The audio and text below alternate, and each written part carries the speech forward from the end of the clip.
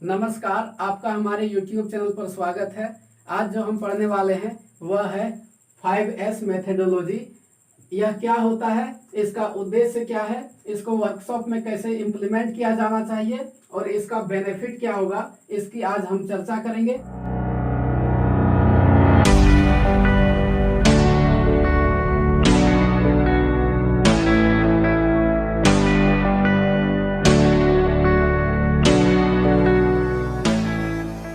5S methodology किसी organisation या किसी वर्क प्लेस से संबंधित एक जापानी प्रबंधन प्रणाली है जिसमें 5 स्टेप्स की चर्चा की गई है, जो कि इंग्लिश के अल्फाबेट एस अक्षर से शुरू होता है। तो सबसे पहला जो है वह है सीरी। सीरी को इंग्लिश में कहते हैं सॉर्टिंग यानी छटाई। इसमें होता क्या है, जो नीडेड आइटम होता है और अननीडेड आइटम होता है, इसको हम लोग छांट करके अलग करते हैं। इसको छांटते समय इन 4 बिंदुओं का हम लोग ध्यान रखते हैं। वैसी वस्तुएं जिसकी आवश्यकता हमें हमेशा होती है उसको छांट करके अलग कर लेंगे, और कुछ वस्तुएं होती है जिसकी आवश्यकता तो होती है लेकिन उसकी आवश्यकता उस समय नहीं होती है, मतलब नीडेड बट नॉट नाउ।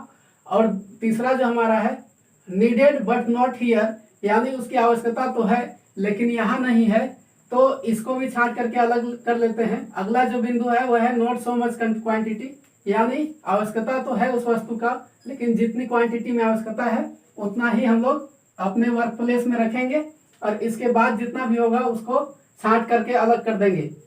जो दूसरा हमारा है वह है सिटन। इसको इंग्लिश में कहते हैं सेट इन ऑर्डर, यानी सुव्यवस्था।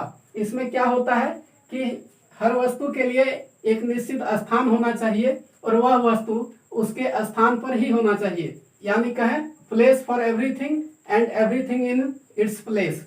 इसके लिए हम लोग शैडो बोर्ड का इस्तेमाल कर सकते हैं, और यह सर्च फ्री हो इसके लिए टोकन बोर्ड का इस्तेमाल कर सकते हैं। यह जो प्रबंधन होना चाहिए वह सर्च फ्री और क्वांट फ्री होना चाहिए। विजुअल मैनेजमेंट में RYGB टेक्निक का इस्तेमाल किया जा सकता है। अगला जो है वह है सीसो, और इसका इंग्लिश अर्थ होता है साइन, यानी स्वच्छता।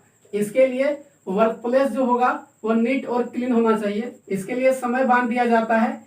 जितने भी व्यक्ति काम कर रहे हैं वह अपने अपने स्थान को साफ करेंगे, और साफ करते समय ध्यान रखना होता है क्लीनिंग विथ इंस्पेक्शन, यानी साफ सफाई तो करेंगे लेकिन जिस टूल्स का हम सफाई कर रहे हैं उसका इंस्पेक्शन भी करते जाना है कि उसमें क्या खराबी आई है या फिर कौन सा पुर्जा ढीला है, ये सब का भी ध्यान रखना है।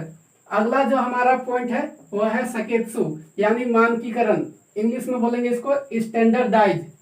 इसमें क्या होता है कि ये जो 3 पॉइंट हम लोगों ने अभी पढ़ा है, इसको सही ढंग से अप्लाई करने के लिए बहुत सारे निर्देश को बोर्ड के फॉर्म में लगाया जाता है, जैसे कि traffic sign board, safety sign, यह एक मानक में होता है, ठीक वैसे ही मानक में लगाना होता है। इसमें जो कलर कोडिंग होता है वह उसी कलर का होना चाहिए। यह एक निश्चित हाइट पर लगाया जाना चाहिए। अगला जो पॉइंट है वह है हमारा शित्सुके, यानी सस्टेन, यानी अनुशासन। अगर हम इन 4 पॉइंट को फॉलो करते हैं तो यह ऑटोमेटिक फॉलो हो जाएगा, और इन 4 बिंदुओं को फॉलो करने के लिए हमें लोगों को ट्रेनिंग देना होता है, और वे लोग इन बिंदुओं को फॉलो कर रहे हैं कि नहीं कर रहे हैं, इसके लिए डेली मॉनिटरिंग करना होता है। अब जान लेते हैं कि इन बिंदुओं को फॉलो करने से बेनिफिट क्या होगा। तो जो हमारा ऑर्गेनाइजेशन होगा उसका प्रोडक्टिविटी बढ़ जाएगा, प्रोडक्ट का क्वालिटी इंप्रूव हो जाएगा, रिजेक्शन में कमी आएगी, कंप्लेन में कमी आएगी, कॉस्ट घट जाएगा, सेफ्टी में वृद्धि होगी, एक्सीडेंट्स कम होंगे। तो यह था आज का हमारा क्लास। Thank you.